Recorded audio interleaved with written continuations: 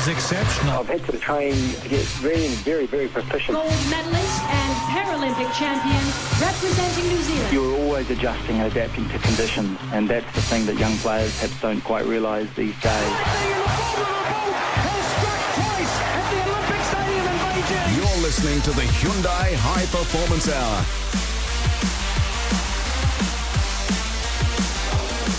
Well, Lauren Boyle is one of our very best athletes, of course, in most recent times, becoming just the second New Zealander to claim 3 medals at the FINA World Swimming Championships, backing up after the only other New Zealander, Daniel Loader, achieved a similar feat in 1994.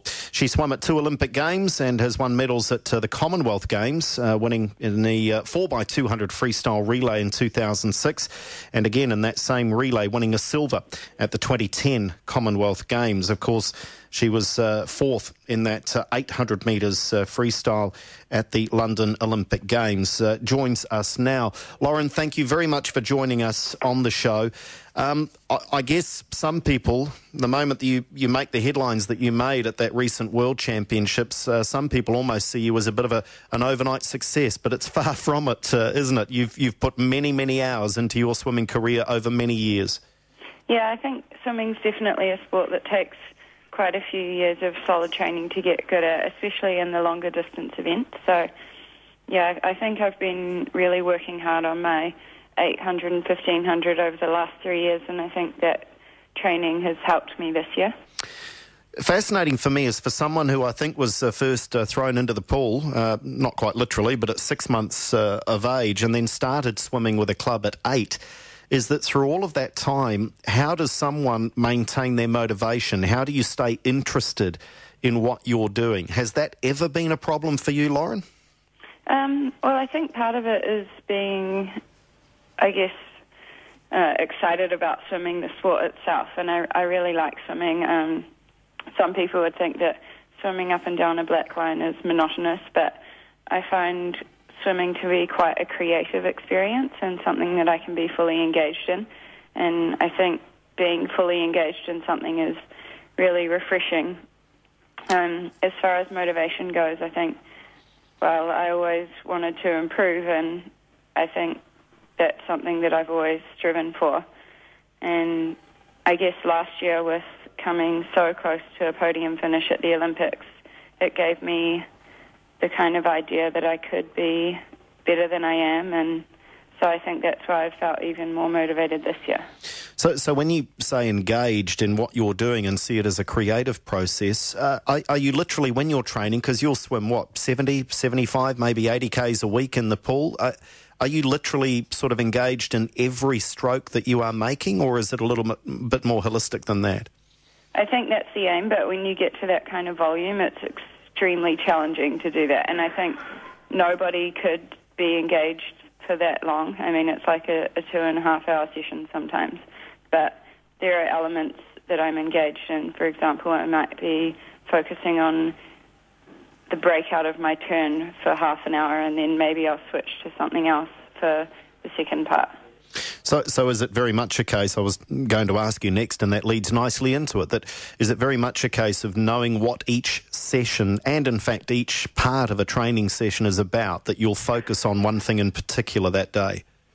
Yeah, I think we definitely have sessions that are tailored towards different aspects of our training and what will translate into a faster racing detail, like a turn or a start or the underwater breakout. So usually the coach will kind of give us an idea of where we're going to head during a session.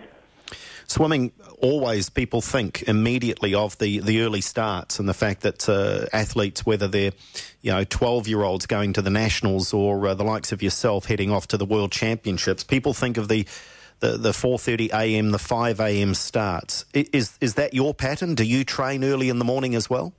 I've done my years of that. During high school, I'd wake up at 4:45 and be at the pool by 5:15 for a 5:30 start. And we'd swim till 7 or 7:30 and then be on the road to school. So swimming's a pretty brutal sport in that respect, and I guess only the people who really have a dream to achieve something and want to be that dedicated stick at it. And I think it kind of cuts out people who don't like early mornings. It really is, isn't it? It's almost like a screening process that if you can't hack that as a promising young swimmer through those high school years, you're not going to last in the sport, are you? Well, yeah, it definitely takes a lot of dedication and a lot of training hours to really be successful. And do you think that those years when, I guess, you had to turn your back on some other pursuits and perhaps, some friends were off doing whatever, but you had your training regime, do you think that's helped you now that you've got through that time? Has it helped your dedication, your focus now, having those disciplines? Yeah, I think swimming's a sport that can teach you to be dedicated and disciplined, not just in the sport itself, but in life. And I think it really helped me with my skills in time management. And all throughout high school, I was always pretty organised and had all my homework done on time and did pretty well in my tests. And I really think that my swimming helped me with that. The idea of having to be prepared for the day the night before and things like that really teach you skills that you can use later in life. And I think it can be a sport that maybe not everybody's successful in, but a lot of people can learn positive things from. And obviously, though, there is some physiology there. There's some natural talent at work to go with that enormous amount of hard work. Were you from that young age at 8, and I think you took the sport seriously from about, 11 or 12 years of age. Were you always a bit of a natural? I think I was. I had, baby swimming lessons when I was 6 months old, but my mum told me the other day that when I was having swim lessons at the West Wave, which used to be called the Big Top Swimming Pool in Henderson, my teacher, Tom Johnson, told my mother that I could go to the Olympics one day if I wanted to. So I guess he saw my natural talent even back then when I was probably 6 years old or 6 or 7. Wow, that coach deserves a medal for talent ID. That's a lovely story. And on that note, I mean, you've talked about the early starts through high school and what have you, and obviously you're at an age then when you rely on others. So tell me about family and support, especially through those early years, but perhaps now as well. Tell me about the role that family has played in your career. Yeah, I've definitely had a lot of support from my family, and I think swimmers all need to have it because as a young kid, you have to be driven to training at that ungodly hour, The parents are pretty involved, busing the kids to school, waiting or driving home while they do their training and then picking them up again. And that's just one example of amazing support that I had from my parents. I remember when I was quite young and had just started the early mornings, my mum would come in and try and wake me up, and I'd be pretty angry to see her some mornings. So she put up with a bit from me. So, and I guess with the success that you've had in your elite career as a senior athlete, if I can say that, at the big events, is that a little bit of payback? Is that a little bit for mum and the family and the hard work they put in? Yeah, I think my family's so happy to see me do well, and because my career's lasted quite a few years, and I'm only just getting the really big success now, I think they're really happy to see that through all these years of my dedication, it's really paying off. We're talking with Lauren Boyle on the High Performance Hour. More in a moment. Look stylish. Feel gorgeous. Surround yourself in exclusive brands, but don't pay full price for them. Brandsexclusive.co.nz has the best offers on exclusive brands. Spend $50 this month and you could win a fabulous Kate Spade bag worth $750. Every purchase you indulge in this month gets you another entry in the draw.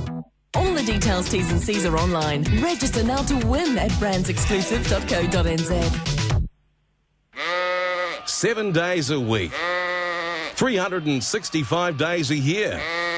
You can stay one step ahead of parasites and literally sock it to them with Muriel Care. Drench your sheep this spring using Muriel Care products. And when you make a qualifying purchase, you'll also pick yourself up a pack of anatomically designed merino wool icebreaker hike socks. So put your best foot forward and see your local vet.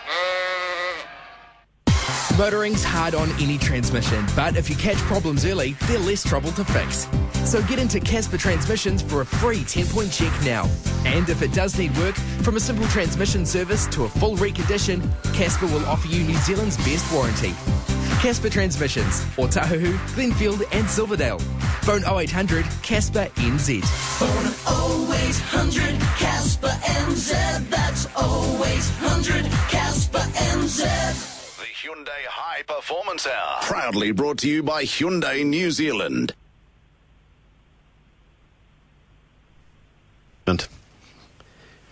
Lauren Boyle is our guest on the High Performance Hour tonight. Of course, just recently winning those 3 medals at the FINA World Swimming Championships. She's won World Cup events. She's got medals at the Commonwealth Games and, of course, was fourth in that 800 at the London Olympic Games. Lauren, if we turn our attention a little to that training part of your everyday life, was I close with those numbers in terms of the number of kilometres that you might put in an average week of training? Well, yeah, you were. In a heavy week this year, I got up to, I think, around 80 Ks for 1 week of training.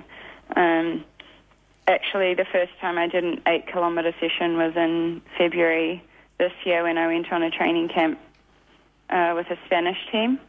So after that, I tried to keep my volume higher than I had previously, and I think being able to do that helped my longer events. Well, that's fascinating. That I mean, you're not exactly starting out in your swimming career, and yet here you are, still learning, still trying something different. That's fascinating. Yeah. Well, I had quite a sprint-orientated program when I was swimming in California, so I never really got the high-volume training in that a lot of distance swimmers traditionally do for years on end. When I moved back to New Zealand in 2011 and started training with Mark Regan, he really upped my kilometres that I was training weekly, but my body wasn't really ready to handle the really high volumes that I guess is traditional. So this year I tried to increase it a bit more after seeing how it had worked for some other swimmers around the world. So do you know your program, or how far out do you know your program in terms of, okay, Wednesday I'm going to do this, Thursday that, next month I'm going to do this? How far ahead do you know what you're going to be doing? We usually have a general outline of the phases that we're going to be swimming. So that might be an aerobic block training phase, and we really just work on our base fitness. And the block following that might be a more quality-focused block where we try to get to race pace more often in training. And then the following block might be something like a taper if we're coming into a meet that we want to swim fast in. But the actual individual sessions, we don't know them until we turn up at the pool that morning. And I really like it like that because I'm not thinking about it for hours on end. And when I come, I can just see what it is and do the best with what I have. And there's quite a variety. I mean, we've already talked about people perceive it as being a real hard slog, but you're not literally just swimming freestyle up and down the pool, are you? What sorts of things are you doing with kickboards, with weights, with bands? Tell us what you're doing generally. Yep, so we use kickboards, pool buoys, just a band around your feet, which is pretty difficult. And I really enjoy using paddles on my hands. But we do all the different strokes and some medley sets. And this morning we did a lot of butterfly. So we do 250s butterfly and then a 50 freestyle and then 100 freestyle, 100 butterfly. And that was pretty challenging. But I think David likes to give us things like that at the beginning of the season to get us a bit more, I guess, versatile. And I mean, you're renowned, of course, as a wonderful freestyler, but is there another discipline that, if you weren't so successful in the free, that you might have dabbled with? I think I used to be pretty good at breaststroke when I was growing up, but just not as competitive as my freestyle, so I never really focused on it. I quite like swimming the medley, but it's quite slow for me. Now, you mentioned taper. That's a word that we hear a lot from elite athletes, but not everyone necessarily understands it. Some people might think you simply rest for a week before an event. But can you tell us in layman's terms, Lauren, what is a taper for you leading into a major championship? Yeah, so basically it's a gradual decrease in volume and a slight increase in intensity over, for me, a 17-day period. I'll take out one whole session of swimming per week. So instead of swimming 10 times a week, I'll swim 9. And each session will have a set that really pushes the pace up to something either above my race pace or at race pace, but broken up. So I wouldn't swim a 1500 max in any of the sessions, but I might do 3 sets of 5 100s on a big rest interval. So I'm training myself to swim at that speed but not tiring myself out. So, yeah, almost reminding the body of that pace that you've got to get back to on race day, which leads us nicely into preparation then for a pinnacle event. And for swimmers, of course, I'm struggling to think of any other sport that expects their leading athletes to go personal best times at major championships. It's not a tactical event, really, a sport. You really just have to swim the very best you can. So how do you prepare for a major championship coming into it from an emotional, a mental point of view as well as the physical? Well, really, I always want to do better than I've done before. So I try and figure out something that I've had a weakness in the last year and work on it all year. It's not something that you can really focus on 2 weeks out. By that point, the work should really all be done, and I try and do mental preparation not just in the last week or two before the competition, but for a while beforehand. I guess having to swim a best time at a swimming competition is just the nature of the sport, but I think only about 7% of people do at the pinnacle event. It's quite a stressful situation to be in, and you have to be very good under pressure to be able to do it. The really fast swimmers don't need to swim their best times to get the medals, but if you want to beat them, like someone like me does have to improve. So how do you have coping mechanisms? And let's talk about during the year before we talk about on events. So during the year to prepare yourself, do you visualise? Do you have some mechanisms that you put in place? I don't really visualise. I guess I just prepare myself, but I'm not really comfortable telling everybody what I do in my mind. Okay, that's cool. So it is something you like to keep to yourself and perhaps those closest to you. Yeah, just to myself. Yeah, and so what about in the lead up then, within the days of that event? How do you cope with the pressure? Are you someone who likes to get away and go into your own space, or do you get a bit chatty and talk to other people? How do you react? I try to really just keep to myself, actually. I don't really go on the Facebook or the Twitter really in the last 2 days before the meet because I like to feel like I'm just in my own bubble. I don't really talk to too many people except for someone like David or Luis, who usually have good ideas for me to use if I feel a bit stressed out. But I think it's important for me to share with somebody if I'm feeling stressed about the upcoming competition. Do you, and is that something you've sort of learned, that you've realised that's what works best for you over the years? Yeah, I think my first time under real extreme pressure was the 2011 World Champs, and I guess it was my first time swimming individual events at a pinnacle event. And Mark really helped me with that by just telling me to relax and enjoy it, and I've tried to do that since, and it's really helpful. Because you see athletes respond differently, don't you? And I imagine you see it at the swimming. Are there athletes around you who are quite the opposite? And I guess in that sense, they're probably quite annoying to you. You're trying to just keep things low-key and quiet, and you've probably got some that are chatting away and wanting to find out all sorts of ridiculous information. Do you see that around you? Yeah, I do. I think everybody's different, and it depends what kind of personality you have. But yes, some people really increase their talking when they're getting either nervous or in the taper period. So it's pretty funny to see. I think it's something that I've learned that I just have to try and, accept that that's what happens and move past it. And swimmers, most athletes are these days, Lauren, but swimmers have their headphones on as well. Are you someone who has, I don't know, some music or something on in the lead up to a race?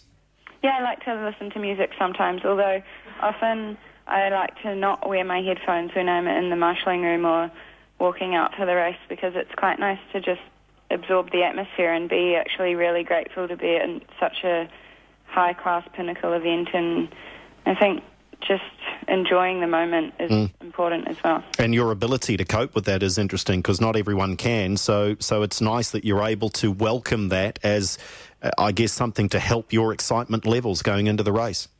Yeah, I think it's definitely a positive thing if you're able to feed off the environment. And so on a race day, of course, for you, they did sort of flick it around a bit for a couple of years, didn't they, with I think, finals in the morning and heats in the evening. But now it's back to traditional sort of heats in the morning and finals in the evening, I understand, for major events. So do you have a plan through the day, knowing that that's what you're going to face, and how do you approach it in terms of getting that rest in between? Yeah, so my events, the 4, 8 and 1500, are a little different. There's just a heat for the 400 and then a final the same day, whereas in the 100 and 200 there's a heat semi-final. Mm-hmm. So in the heat I have to be in the top 8 to get in the final, and depending on how competitive you are in the event depends on how much emotional energy you need to put into your heat. So now I'm luckily seated high enough where I don't have to try and do a best time to make it into the final. So in the morning I try and swim fast without being too excited about it, and then go back, do my warm down, back to the hotel, eat something and lie down for a couple of hours. And then I guess it's head back to the pool and get ready for the final. And by that point I try to get myself really excited about what's looming and just go out there and do the best I can. Fantastic. And wow, you did so wonderfully well at the World Championships in Barcelona. Have you had time now, Lauren, since you've returned? I know you had a couple of swim meets after that. You've returned home. You're back into training, of course, but have you had time to let that sink in and appreciate just how big an effort and how big a feat that was for a New Zealander? Yeah, I think I have. It was really nice coming back and seeing my family and how excited they were for me and how much they really followed my success while I was away, and I'm really grateful for all the support I've got. I think I've realised it's so different than coming fourth at the Olympics. You know, I've had so much more recognition for being on the podium, and I guess I'm really grateful for that. Well, Lauren, thank you very much for your time, and we wish you well as you continue working so hard in your chosen sport. What's next for you on the radar in terms of pinnacle events? Well, the next pinnacle will be the Commonwealth Games next year and the Pan-Pacific Champs following that.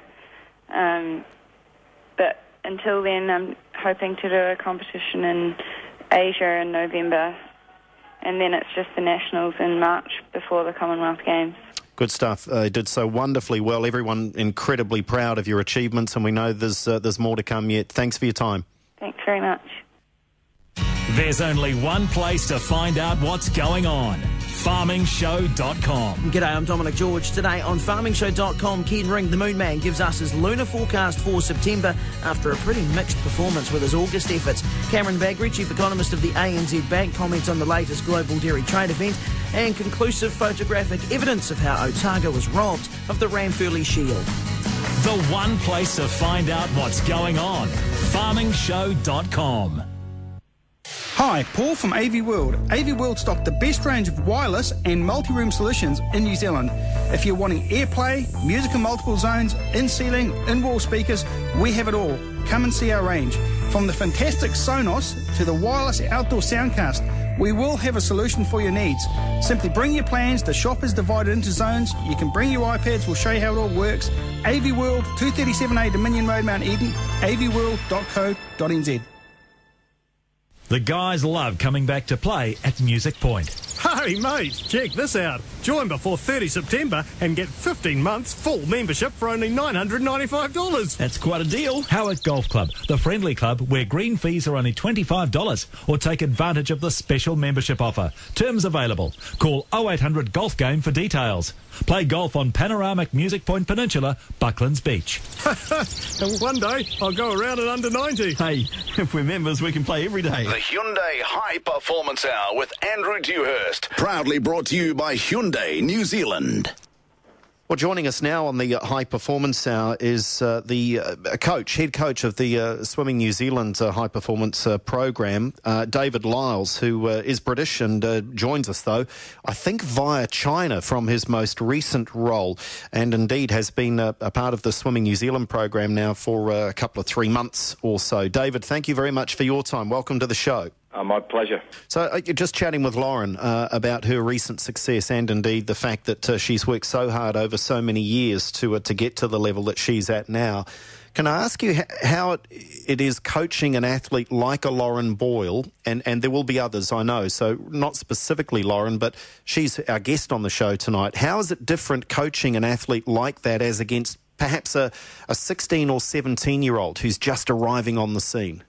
Okay, well, I mean, yeah, it's a very good question because Lauren's been swimming in New Zealand and in the US for many years. She's an older athlete. She has a tremendous amount of experience in many different areas of her swimming life, and coaching her is a very different proposition to coaching someone who's perhaps still at school or just considering leaving school. There's a lot more teaching and coaching involved with the younger swimmers, whereas with the older swimmers like Lauren, there's a lot more coaching and discussion and mentoring and advising. It's more of an advisory role. Obviously, there is a large element of coaching still involved rather than a teaching role. So it's a lot more interactive, is that what you're saying, where the athletes earn that opportunity? When you coach a younger athlete, you're more prescriptive in what they have to do to achieve the level, and then when they get to the level, you have to be more interactive in order to get their trust and their respect, and obviously to keep them in the sport. I mean, very few swimmers, especially females, stay in the sport as long as Lauren has, and she's had success later in her career, and a lot of people would have finished before then. So it's using her shining example, if you like, to influence and motivate the younger athletes.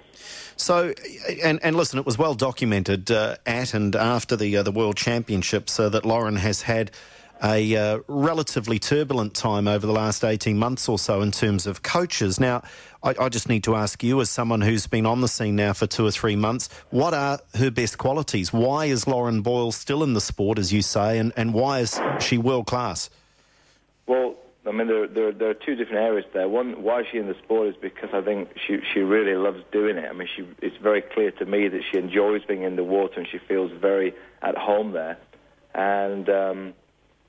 And what makes her different? I think there is a very strong group of swimmers in the High Performance Centre here, and they've all had a fairly turbulent time. But it does make you kind of resilient and resistant. It's made the group together very strong because they've had to, have continuity with each other. And the group dynamic here is one thing that's really impressed me. So Lauren is a product of a group environment. And, what she embodies is really a very strong character, very willed, self-willed, disciplined and determined person. And you really, really need that, especially with the longer events that she trains for. It involves a considerable amount of training, quite a high mileage program, and the races are long in themselves, so focus and concentration are very paramount. So, I mean, I know that Lauren's spoken at different times of watching Daniel Loader in 1996, so is Lauren now that inspiration for other young swimmers coming through, and is that something that you like to utilise in your coaching program? Well, I would hope so. I would hope that countrywide or nationwide throughout New Zealand that swimmers, youngsters, male and female, can look at Lauren and say, wow, somebody can do that from New Zealand, training and living here, and sticking with it through thick and thin. And she, as you said, it's been well documented the changes that they've had. So against adversity and against the odds, these swimmers have come through and achieved this level. It's a long time. I mean, Danny and I remember because I was involved with the guy that was, I think, second, Paul Palmer, behind Daniel Loader in the Olympics in '96. He was in our program back home, and it's so long ago. And what we would like as a New Zealand organisation is to see more swimmers achieving this level of success more frequently than every 19 or 20 years. So what are just to finish, David, what are your philosophies generally with regards high-performance swimming coaching? What would you like to instill into this program as I guess now you've got your feet under the desk, so to speak? Yeah, I mean, it was fairly difficult coming in May because I only had literally about 10 or 11 weeks before the World Championships to get to know the swimmers, and it was a very difficult situation. But now, as you say, we have a full season ahead of us, and what I'm trying to get into my swimmers at the moment is that there's no substitute for hard work. It doesn't matter what distance you're going to race in. You know, hard work is still the cornerstone of what we're about. Skill improvement and tactical awareness and racing ability. Those are the sort of key areas that we're working on. But I really need to get over to swimmers that, you know, if you want to be successful, you have to work at it, and it has to be consistency all the way through the program. You can depend on Davy Water Products. Right now, you could have unwanted visitors in your building. Billions of them setting up home in your old water coolers. Bacteria, viruses, mould, eek! Time to call Davy Microline to check your water cooler. Davy Microline will give your business a free water health audit and make sure you always have safe, healthy drinking water for your staff. Arrange a welcome visitor now by calling 0800 654 333. Hi, Andrew Kerslake from HomeTune. If you're a contractor, your vehicle is your livelihood. You can't be without it for even a day, but you still need to maintain it to keep it working well. With HomeTune, you get the best of both worlds, because HomeTune can come to you on the worksite and service your van or ute while you're busy working. And right now, HomeTune can service your vehicle from just $99. On HomeTune, 630-3000. Are you going to be long? Just a few more pages. Thought you got the headlamp for checking the herd at night. I did, but it makes a good reading lamp too. When you need a hand improving productivity and production, parasite protection, or just some help seeing in the dark, Muriel Ancare and your local vet can shed a little light on it. Make a qualifying purchase from Muriel Ancare's Cattle Drench range and you'll receive a high-powered LED Lenser headlamp. Proudly available from your local vet clinic. Pumping. CEG is pumping. For all your electric motor and pump needs, visit Karen, Peter and the team at CEG in Invercargill. Check out the huge range of stock at their brand new branch at 18 Bastion Street in Invercargill, proudly opening October the 2nd. Or have a look at ceg.co.nz. That's ceg.co.nz. Pumping. CEG is pumping. Well, that is another edition of the Hyundai High Performance Hour. My thanks to Lauren Boyle and David Lyles, our guests on the show. And in particular, a huge congratulations to Lauren Boyle for her recent success. 3 medals at that World Championship. And still more to come. You just know that from Lauren Boyle. Don't forget our website and our Facebook page. We've got a quiz question there on our Facebook page. Just like us, answer the very easy question. What year did Lauren Boyle compete in her first Commonwealth Games? So go to Facebook, like us, and answer that question, and you're in the draw to win our weekly prize. You can also go to our website, hph.co.nz. Next week on the show, something a little different as we talk to a very successful young man. Young, I say, still in his 30s, a partner in a major accountancy and business services firm. Spent some time here in New Zealand. He's climbed Everest. He's rode the Atlantic. And he's been across the Greenland ice cap. And he's got a young family. And it's quite amazing. So that's next week on the show. Stay tuned for more information on that. Coming up after the news, though, it's a chance for you to have your say on the major sporting issues of the day. And I'm really keen to get your thoughts on this Nines. The NRL Nines coming to Auckland next year.